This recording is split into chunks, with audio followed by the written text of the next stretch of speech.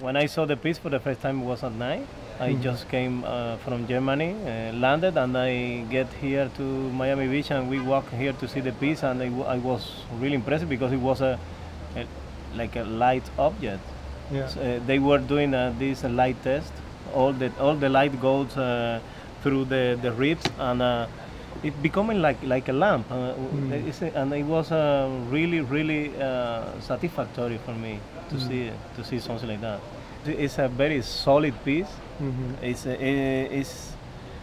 solid. I mean, it's like a rock, but at the same time, it's totally light. It's totally transparent, and there is no glass, but the difference between inside and outside is almost imaginary. The shape of this sculpture is based in a fruit. It's a fruit that is a very Caribbean fruit that we have in Cuba a lot. It's called guira. And it's also an instrument. It's a musical instrument that we have been using for the whole life because it's a pre-Columbian instrument. And but we use this shape as a only as a motive. The interior is charged with another ideas about control, about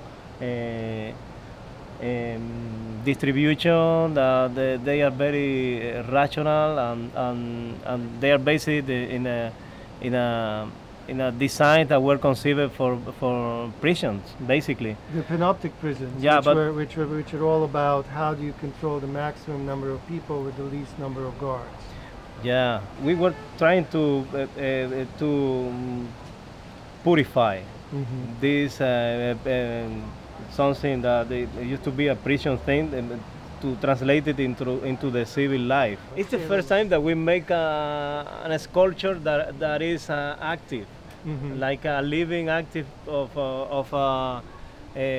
space. It's a living space, and it's a sculpture though. So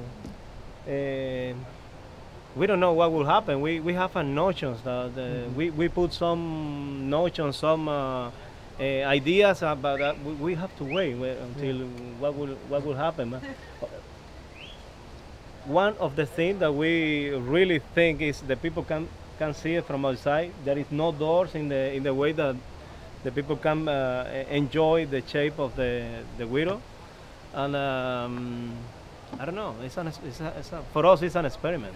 It's a pleasure to welcome you to the desk of the widow.